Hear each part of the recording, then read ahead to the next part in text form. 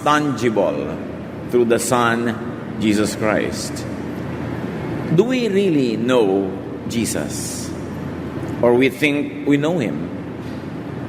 Has the teachings of 2,000 years of Christianity still maintained the clarity of the message of Jesus? Or has it been dimmed, not only by the teachings after Him, but also the teachings that went before Him? Yan po ang sisikapin nating madagdagan ng ating pagkaunawa. The love of Jesus could be touched. Napakatagal na ang Diyos ay iniiwasan ng mga tao, lalo sa Israel, natatakot sila, parang dapat may distansya. But this God could be touched through Jesus the Son. Salamat, Ama, dahil kayo ay Diyos na malapit at hindi malayo. Turuan niyo kaming unawain ito at unawain ang ibig sabihin that Jesus is the way to you, that Jesus is the way through which we can know you more. Enlighten us, Father. Enable us to see what must be seen. Forgive our sins and speak to us powerfully in ways that can be operationalized in our daily lives. Teach us, Lord, with a simple message. In the name of Jesus, your Son, through whom we touch you, Father, we pray with thanksgiving. Amen. The life of the Jewish people were governed first and foremost by the 10 commandments for a long time. And then by 613 mitzvot or lesser laws that nevertheless were obeyed diligently by the people. These laws governed their daily living. Nearly every detail of their life was governed by these laws. And Jesus' attitude towards the law is that Jesus reaffirms the law. Malaki ang issue kung wawasakin ba niya, babaliktarin ba niya, babaliwalain ba ang mga kautusan. Pero ang sabi niya sa Matthew 5:17 to 18, don't suppose that I came to do away with the law and the prophets. I did not come to do away with them, but to give them their full meaning. Heaven and earth may disappear, but I promise you that not even a period or comma will ever disappear from the law. Everything written in it must happen. So sinabi ng Panginoon, hindi niya binabaliwala ang kautusan, sa katunayan ay lalo niya itong idinidiin. Kaya lang, may kaya lang, bibigyan niya ang kautusan ng kanilang buong kahulugan, their full meaning. Of course, it is implied that the people of Israel have not grasped the full meaning of the law. And if it's not full, maybe it's half full, or maybe it's fully empty. But Jesus would make the people realize the full meaning of the law. That the law might be understood, interpreted, and applied in its fullness. Not in its half fullness, not in its emptiness, kundi sa kanyang fullness. But Jesus redefines, reinterprets, and reapplies all religious laws and teachings. Yes, bibigyan niya ng buong kahulugan, na nangangahulugan, hindi itatrato yung law before the way it had always been treated.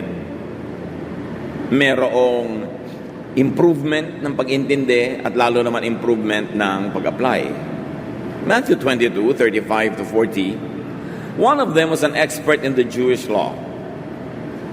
So he tried to test Jesus by asking, "Teacher, what is the most important commandment of the law?"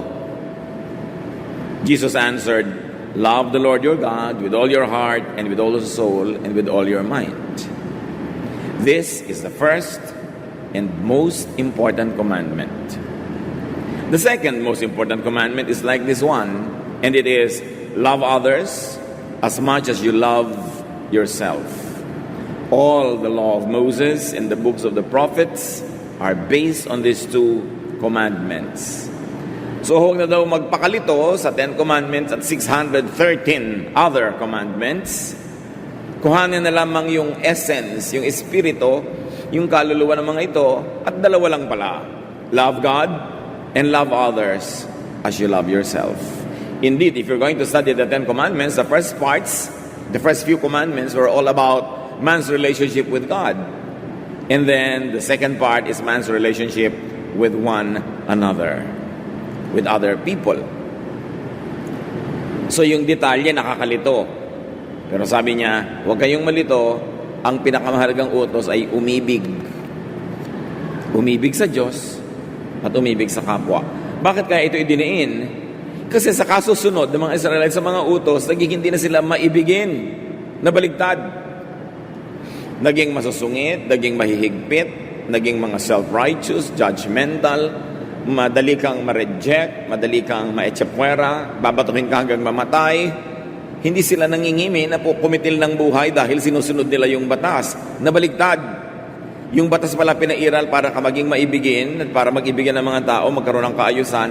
Pero naging baligtad at hanggang ngayon ginagamit ng ibang mga tao yung mga verses sa Bible para tungtungan ng kanilang mga galit, ng kanilang mga muhi sa kapwa at ng kanilang paninira sa kapwa. Dahil sinasabi nila, sabi ito ng verse. But Jesus says, actually, the commandments are about love God and love your fellow man. This is what the law and the prophets are all about. How does Jesus actualize and demonstrate this love from before and above the law? Parang mahirap maintindihan yung sinasabi niya eh. Kasi it's in the realm of thought. Ideya lang. Love God, love your fellow man, and as you love yourself. Paano yun? Ang dami-dami kong mga batas na dapat sundin. Mark 5:25-26. In the crowd was a woman who had been bleeding for 12 years. She had gone to many doctors and they had not done anything except cause her a lot of pain. She had paid them all the money she had, but instead of getting better, she got only worse. Isa pang walang kamatayang kwento, ang kwento ng babaeng dinudugo. You know that in every home, when there's a lady in the house, all the other people, even the men, would know that its menstrual period is a difficult time. More difficult for others. Merong mga nagkakaram sa mga stomachs, merong mga masama talaga ang pakiramdam. Iba-iba ang nararamdaman. Paano pa kung 12 years kang dinudugo? Ito ang kwento ng babae. At dito natin makikita kung anong ibig sabihin ni Lord na the law and the prophets are just about loving. Love and you will be well on your way to obeying all these commandments. So, merong babaeng dinudugo. Ang dami na niyang pinuntahang doktor, naubos na pera, lalo lang siyang lumala at nasaktan. So, anong gagawin niya? This woman was suffering physically. But she was also suffering emotionally and spiritually. Under the religious system of Israel, a woman who is bleeding is considered unclean. And if you are unclean for 12 years, all the more that they have reasons to condemn you. Para hindi na maawa. She lived in a time and place when being a woman carried with it what could be a lifelong stigma. Ito lang naman, kamakailan lang naman nagkakaroon ng human rights ang mga lahat ng human beings. Hindi pa nga kompleto. Lalo na nung panahon na ito ni Jesus, ang mga babae walang human rights. Segunda klase ang pagtingin sa kanila. At ang tawag pa pagka sila ay dinudugo, unclean. It is associated with shame and there is a lot of isolation. Of course, the priests were not perfect then, as many priests are not perfect now. Their knowledge was imperfect. As Paul would say, our knowledge is imperfect, our prophecy is imperfect. Kaya pati yung mga notions nila about menstruation, many of them were wrong. Para bang kasalanan mo kasi yan, kasi babae ka, kaya ka nagme-menstruate, because they were not knowledgeable on the science of menstruation and reproductive health.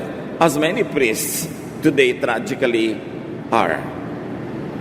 Even the so-called wisdom and knowledge of ancient priests were ancient, incomplete, mostly superstitious, and incorrect. Hindi lahat na sinasabi ng mga religious leaders ay tama because they too are human and they too are bound by the consciousness and the level of knowledge and awareness in their time. At dahil sa pinagsama-samang mga ganon, mababa ang pagtingin nila sa isang babae na dinudugo. Now, the ancient Jewish priests, of all priests in human civilization, feared blood almost the most. They had an aversion to blood. Allergic na allergic ang mga religious people sa Israel sa blood. So, ano mga katuroan nila? tungkol sa blood, Leviticus 15:19 to 32. When a woman has her regular flow of blood, the impurity of her monthly period will last 7 days. And anyone who touches her will be unclean till evening. Anything she lies on during her period will be unclean. And anything she sits on will be unclean. Anyone who touches her bed will be unclean. They must wash their clothes and bathe with water, and they will be unclean till evening. So a lot of uncleanness is associated with menstruation. So hindi mo pwedeng hipuin ang babaeng dinudugo. Hindi mo rin pwedeng hipuin o upuan ang inupuan niya, lalo hindi ka dapat humiga sa hinigaan niya.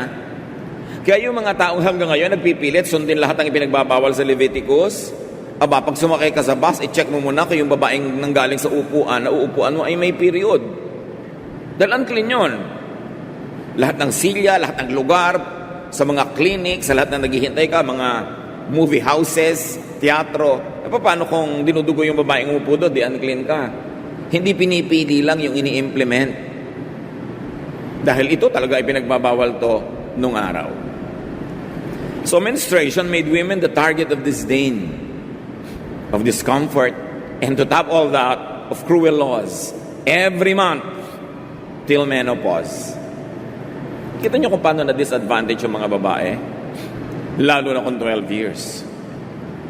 Sasabihin pa sa ng mga relihiyoso, siguro makasalanan ka, kaya parusayan ng Diyos sa'yo. Hanggang ngayon, I receive fantastic questions like that at Facebook. May sakit po ang nanay ko dahil kaya sa mga kasalanan niya. So ganun ang Diyos, pikon, na inis sa'yo, bibigyan ka sakit. Kung minsan yung mga kamanghamanghang kasinungalingan na ating pinaniniwalaan tungkol sa Diyos is very bad press for God. Nagmumukha ang Diyos na malupit, magagalitin, mapaghiganti. Samantalang bunga lang naman yun ng ating maling scholarship. Katulad nito, minamasama nila na yung babae merong menstruation. Mark 5:27 to 28. Ano ang gagawin ng babaeng ito? Sa bagay, alam na rin naman natin. Kunwari, di nyo pa alam. The woman had heard about Jesus, so she came up behind him in the crowd and barely touched his clothes. She said to herself, if I can just touch his clothes, I will get well. Ang paniniwala niya, pag nahipo niya, damit man lang ni Jesus, siya ay gagaling. So the woman breaks the law to find healing, comfort, and wholeness. Dahil sa kasusunod niya sa law na yon, hindi naman siya gumaling.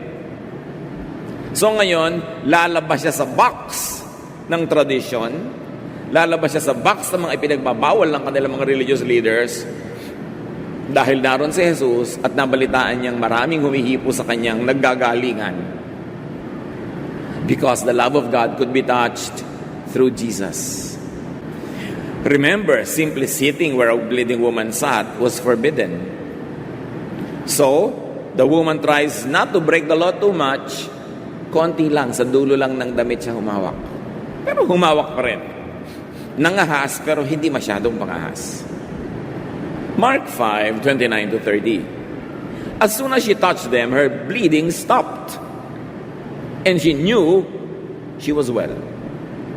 At that moment, Jesus felt power go out from him. He turned to the crowd and asked, who touched my clothes? Very cinematic. Madrama. Pagkahipo niya sa damit, sa laylayan ng damit ni Jesus, tumigil ang kanyang pagdudugo. At naramdaman niya, siyempre siya may katawan. Nararamdaman man niya pagka may menstruation at bigla kang natawa, alam mo rin, ay biglang maraming na-discharge, di ba? So, naramdaman din niya pag napahatching ka, etc., etc. So ngayon, naramdaman niyang tumigil. As soon as the woman connected with Jesus, her bleeding stopped. Ang daming layers ng meaning nito, from the literal to the metaphorical, kung saan kayo dadalhin ng inyong pangunawa. But this is what should happen when people really get connected with Jesus in faith. That healing should happen, be it emotional, spiritual, or physical. But there are hindrances and barriers in touching Jesus, mostly religious. religious laws and regulations, traditions, dogma. The woman knew she got well, you can tell, but Jesus asked who touched him. Power had gone out of him, naramdaman din yan. Dalawa lang sila na nakaramdam na may nangyayari. Yung iba, clueless. Do you get connected with Jesus as to draw power from Him to you? Do you get to connect with Jesus as to draw enough power from Him to heal you? Yun ang talagang nararanasan dapat ng may pananalig at kumokonekta. May nararamdamang nagaganap. May paggaling na natutupad. Of course, Jesus knew who touched Him. A bleeding woman. Woman na bleeding pa. Sa paningin ng panahon na yon, woman na nga yung nag-touch sa'yo, tapos bleeding woman pa, parang doble crime. Jewish women were treated as some kind of second-class persons. This violation of human rights was institutionalized and perpetuated by the priests. Bleeding women were specially maltreated, making them shameful about their monthly period. Of course, this is characterized by ignorance, not knowing natural biological processes of the body. Up to very recently, menstruation was treated like a dreadful disease. Nung araw, pagka yung mga babae ay bibili nga ng mga pads, lihim pa yun. Ibubulong pa doon sa tindera at kailangan nakabalot pa sa supot o sa dyaryo. Ngayon nga, ina-advertise pa sa TV eh. So nagkaroon ng maraming luwag, no, para sa meron pang may wings, may mga feet, siguro merong mga kung ano-ano pa. Pero noon, inililihim. Until very recently, ang mga babae noon, pag may period, dahan-dahan lang silang nananahin ang kanilang mga kailangang gamitin sa dilim, sa sulok, na para bang may kahihiyan associated with it. Until very recently, ha? Then a bleeding woman, all of 12 years, touches Jesus. Can you imagine what it means? The large crowd was there but oblivious. Then, interestingly, Jesus makes it public. A very private transaction that happened between Jesus and the woman, without words, is now being made public. Jesus announces and asks, "Who touched my clothes?" Siyempre, lahat ng nasa paligid biglang titigil. Dahil bawat sinasabi ni Jesus, pinapansin. Who touched my clothes? Ano kaya ang goal niya? Papagalitan ba niya? Paparusahan ba niya? Hindi siyempre alam ng babae. Mark 5:31-32, His disciples said to Him, "Look at all these people crowding around you. How can you ask, who touched you?" But Jesus turned to see who had touched Him. Talagang lumingon ang Panginoon at tiningnan niya yung babaeng nilampasan na at nagtagpo ang kanilang mga mata and they knew what was going on. This was the woman who touched Him. The woman who received power from Him. The woman to whom the power that went out of Jesus went. Suddenly the world froze a moment to witness a very cinematic but a most cathartic revelation. A revelation which cleanses all menstruation. We should put more appreciation into this story because it changed forever our concept of menstruation. So who touched Jesus? Mark 5:33, the woman knew what had happened to her.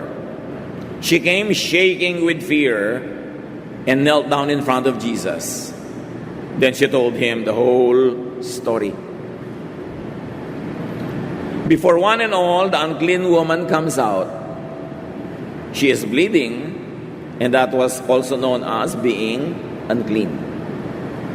How dare you, unclean woman, touch Jesus of Nazareth? But then, she touched another person, a man at that, and of all persons, Jesus pa. Clearly, she broke the law. But she is suffering terribly. She seeks the wellness and wholeness in Jesus. And she believes that by touching Jesus, she will get well. And now, indeed, she is well. Everyone heard this. What was meant to be a stealthy, a quiet, secret, discreet operation became a very public event. Why the attention? Why the noise? Why the very public disclosure? Because Jesus dignifies women. And here, Jesus dignifies even menstruation. Jesus decriminalizes the body's natural biological processes. Jesus vulgarizes, He makes popular women's issues. Hindi na pag-uusapan lang behind closed doors, in hushed voices, in the dark, but it will be discussed in a very public forum before men and women. He brings them to the center of public attention. By doing so, He takes away the stigma. Inalis niya yung hiya, yung kahihiyan, nakakambal ng bleeding. By giving the issue time and space, a face and a name, in a very objective and kind attention to the issues and causes of women, which is what also Jesus has done to the issues and causes of other weak people, those who fall in the cracks, those who had been weakened and exploited by society. Yun ang pag-ibig ni Jesus. Madali naman sanang kampihan na lang ni Jesus yung mga priests. Baka siya mismo, bigyan nila ng ranggo. Madali naman sanang iparot mo na lang yung mga official lines ng temple para yung makapangyarihang mga tao ay hindi mo makabangga. Madali naman sana na doon ka na lang kumampi sa mga makapangyarihan at nang-aapi kaysa sa mga naaapi. Pero yun nga ang dahilan kaya si Jesus pumunta sa lupa, to love,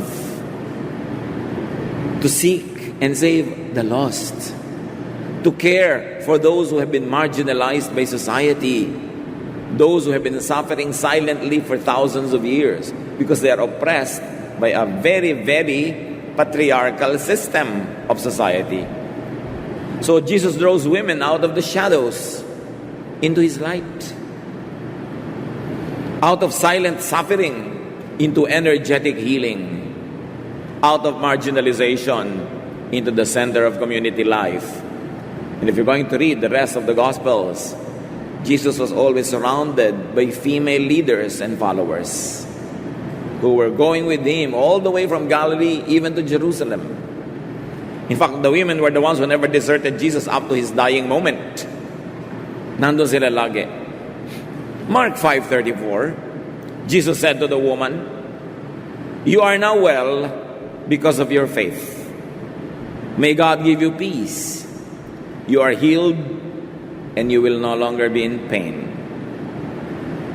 So the Lord honored and dignified the healing. It wasn't just going to be a secret healing and this woman might forever have some guilt about it. But the Lord brought the issue out in the open and declared blessing to this woman. Isang kompletong act of love. Which brings us to another point. Technically, Jesus breaks the law also. Kasi may law na hindi niya dapat hipuin o hindi niya dapat payagan siyang hipuin. Pero, in-affirm pa niya. In-approve niya, binigyan niya ng blessing. Kaya laging nalilig-galig ang religious institution kay Jesus. What to do with this Jesus who is forever setting aside the laws and the traditions to love His followers, making the priests look bad because they don't love that much. In fact, for them, what is important is to implement the laws and the rules. Kahit patayin ka pa, basta ma-implement. Now they are suffering by comparison. That's why they were listless. They were so bothered about the ministry of Jesus. And you see at Jesus, He did not shame nor seek punishment for the law-breaking woman, but He let her get healed. So let's get to know Jesus more. To love, Jesus steps out and steps beyond the limits of religious law. What does that mean? It means a lot. Naiisang tabi niya ang mga kabusisian at mga detalye ng mga kaugalian at kautusan para ang mangibabaw ay pag-ibig, pagmamahal, pagpapagaling, pagbibigay ginhawa. Jesus does not use or obey religious law to reject, to diminish, to hurt people because of their gender or because of their health or illness. Hindi sinabi ni Lord na sabi ng Leviticus, hindi mo ako dapat hinipo. Sabi ng Leviticus, dapat kang parusahan. Sabi niya, sige, magaling ka na. Nawa magkaroon ka ng kapayapaan. Hindi siya nagko-quote ng kung ano-ano mga verses para lalong pahirapan ang mahirap ng ang buhay ng babaeng ito. Hinayaan niya na ang kapangyarihan ay lumabas sa kanyang katawan, lumipat sa babae at siya ay gumaling. Followers of Jesus are not to reject, diminish, or hurt people because of their gender. Because they break religious laws and ceremonial law. Hindi tayo mga policemen ng langit. Hindi tayo mga paid armies. Tayo ay mga kapatiran na nagtutulungan, nagmamahalan, nag-aalalayan sa isa't isa. Hindi nagko-condemn to each other. Hindi naghahanap ng mali at hindi tatantarin ka ng mga verses pag may nakita na para mga balang ibinabaril sa iyo. Hindi yun ang example ni Jesus. Kaya siya very, very controversial. At kaya siya very effective and powerful. Jesus does not place religious law above people's healing, wellness, or comfort. Also, not above people's dignity or feelings. Suyurin ninyo ang New Testament, lalo ang Gospels, at makikita niyong walang tinanggihan ng Panginoon. Dahil sabi ng verse na ganito, tatanggihan kita dapat. Dahil sabi ng ganito, tatanggihan kita. No, He accommodated them all. Nagpagaling pa nga siya kahit Sabbath. Kasi sabi niya, kahit one day na lang at hindi na Sabbath bukas, kailangan gumaling na siya. Ang tagal-tagal niya nagsasuffer. Maghihintay pa ng one day. Kahit namitas ng mga makakain yung mga alagad niya ng Sabbath, sabi niya, nagugutom eh. Sabbath was made for man, not man for the Sabbath. Can you imagine one of the strongest institutions of Jewish civilization, the Sabbath, was being broken to be kind, to be good, to heal? Yun si Jesus na dapat nating kilalanin at sundan. And this Jesus respected the woman no matter her lowly estate at the time. Jesus wants people well. Gusto niya ang tao gumaling. Followers of Jesus should not make others unwell in the name of God, which could happen. Yung mga tao nga na hindi na may sakit, nagkakasakit pa sa puso, na atake pa sa puso dahil sa ginagawa ng mga relihiyoso sa kanila. Now, Jesus gave a new command. Love, accept, receive people. Lalong-lalo pag nag-aaral-aral na naman mga tao tungkol sa Kapaskuhan, hindi naman yung moment of birth ang big thing eh. Ang big thing is why Jesus was born. What was His mission? His mission was to be the door through which people can enter the Father. Jesus was the one through whom we could experience the divine. And how does one experience the divine? First, as Jesus taught everyone, first by being fully human and humane. Bago ka mag-ambisyon na gumraduate sa pagiging human lamang at maging napaka-espiritual, dapat mo nang maging buong-buo at ganap na tao ka. Nagpapakatao, nakikipagkapwa-tao, at pagka ito'y nasagad mo na, doon ka palang aangat at makakarating sa susunod na level of spirituality. But you cannot short-circuit the system and you cannot make a shortcut by turning from an imperfect human to a spiritual entity. You first have to be human. That's why Jesus was human. Fully human. At anong ipinakita niya sa ibig sabihin ng pagiging tao? Yung nakikita natin sa kwentong ito at sa marami pang ibang kwento, na ang tao nagpapakatao at nakikipagkapwa-tao. Hindi niya ginagamit ang relihiyon para siya maging mabangis, para siya maging malupit. Ginagamit niya ito para pagkunan ng lakas, para maging mabuti, mabait sa kapwa-tao. So nagbigay siya ng bagong command dahil nakakalito na nga naman 10 commandments, 613 mitzvots, tas ang dami pang mga unwritten laws sa kanilang pamumuhay. John 13:34-35. But I am giving you a new command. You must love each other just as I have loved you. If you love each other, everyone will know that you are my disciples. So sabi ni Lord, kung nalilito na kayo, kalimutan nyo na lahat ng command. Ito na lang ang tandaan nyo, ha? At siguro naman matatandaan nyo na ito. Love one another.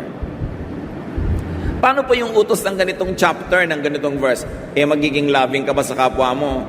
Hindi po. Love is the greatest commandment. It is greater than that commandment.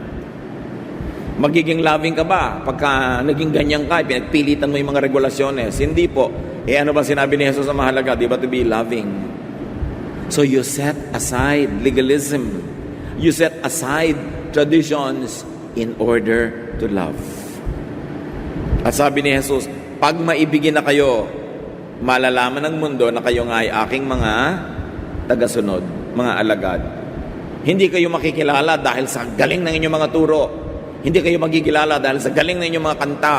Hindi kayo makikilala dahil kung anong sinusuot nyo, hindi sinusuot, kinakain at hindi kinakain, haba ng buhok o haba ng palda.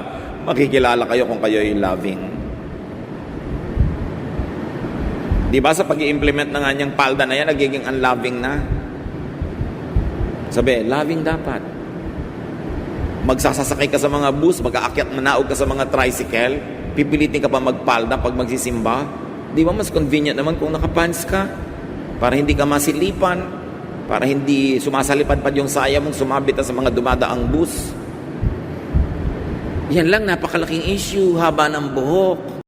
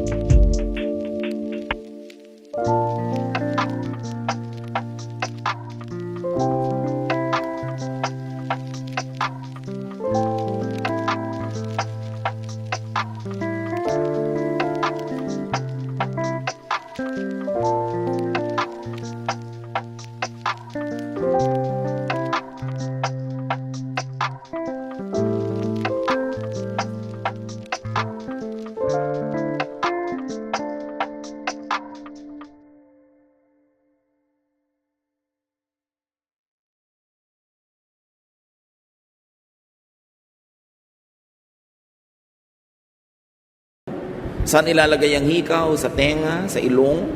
Sa pusod? Issue! Yun ang 10 Commandments sa 613 mitzvot isang tabi na Sabi niya, loving na lang. Yan ang tandaan nyo, love. Tapos ngayon, umiimbento na naman ng sari-saring mga batas na buong bagsik na ini-implement. Kaya dapat magsuri.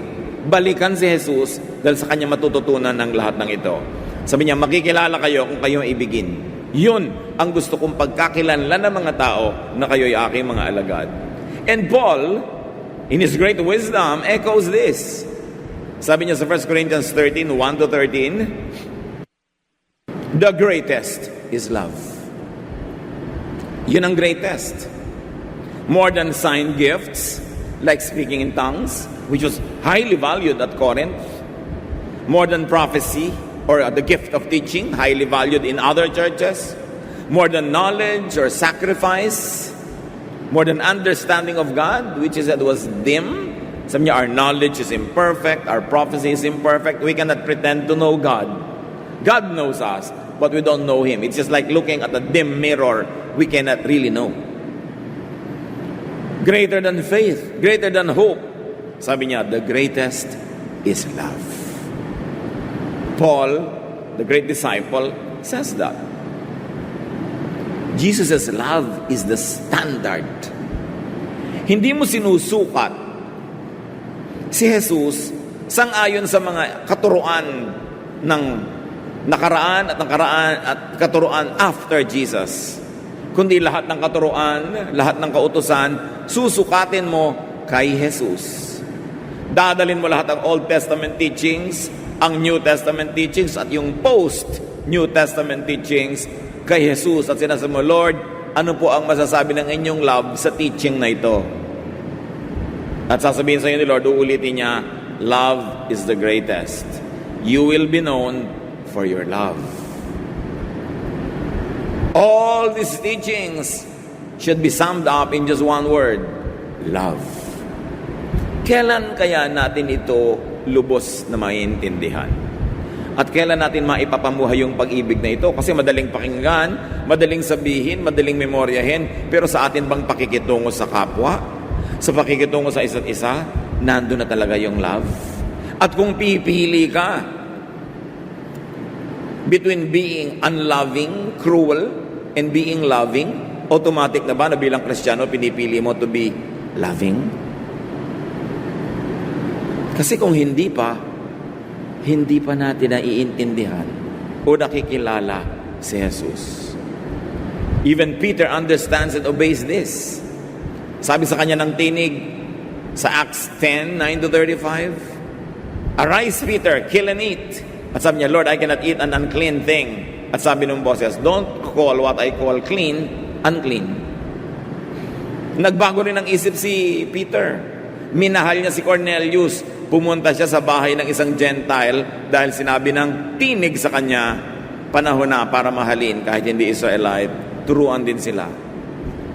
He broke the law. Peter broke the law by entering the house of Cornelius, a Gentile. But he set aside the law to obey a higher law, the law to love.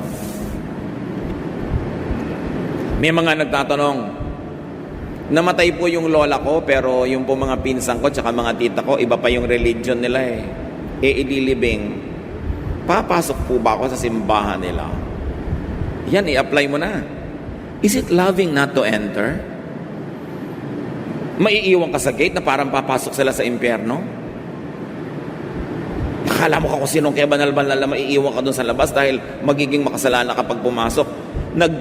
Nalulungkot sila, nag-iiyak ka, tapos makikita ka pa nagaganon-ganon, lalo mong dadagdagan ng hirap nila ng loob. Doon mo i-apply si Jesus. Loving ka ba? Love. Choose to love. Meron po akong matalik na kaibigan, ikakasal. Kaya lang yung religion niya, yung dati pa. Tapos yung kasal niya sa simbahan, kinukuha niya po akong maid of honor.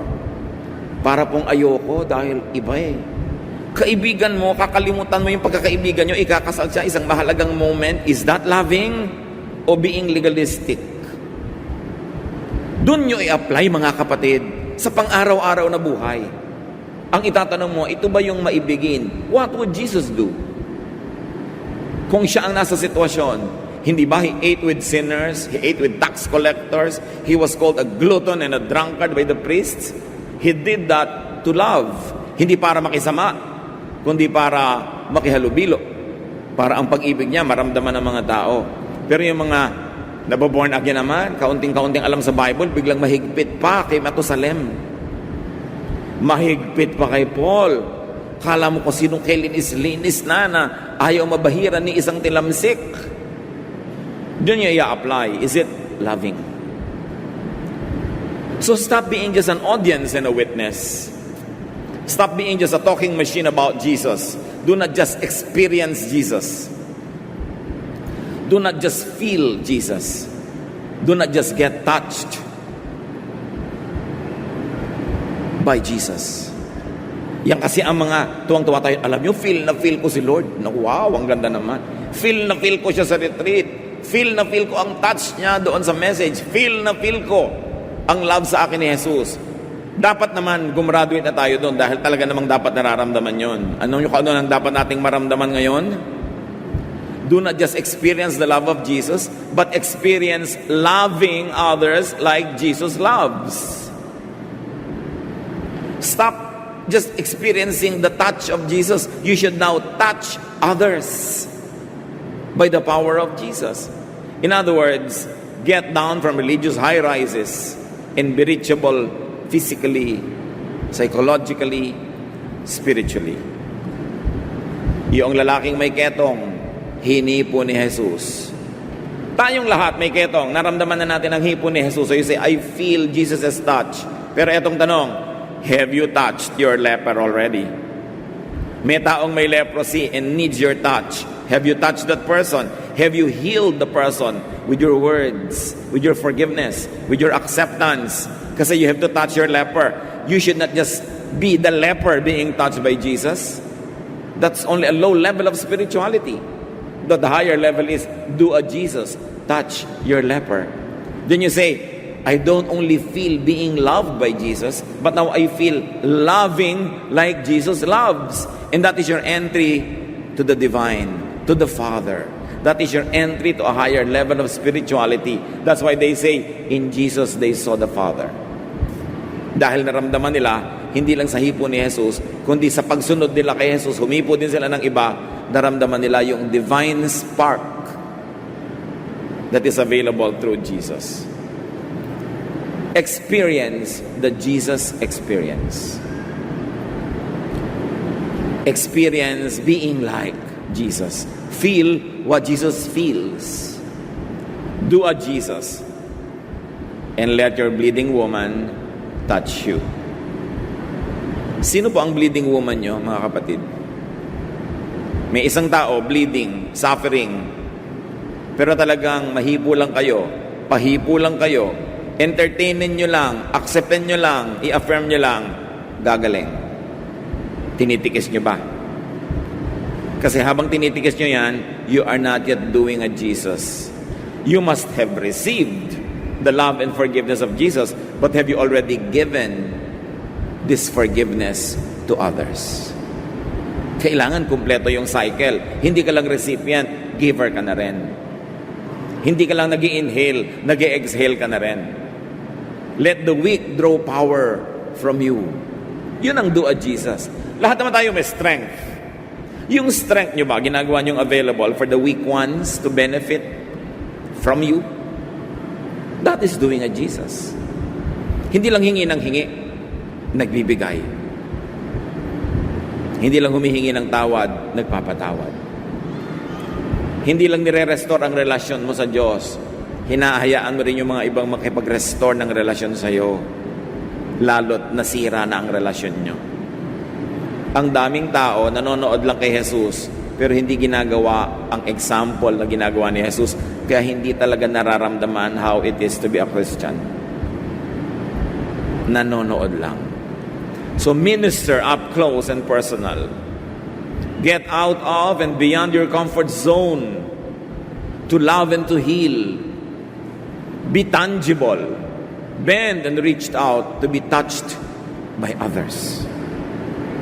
And let your unclean woman touch you, if that would give her healing, whatever it means. Let your suffering, bleeding woman, that some religious law forbids you to touch you. Like Jesus, allow others to set some religious laws aside to find comfort and rest.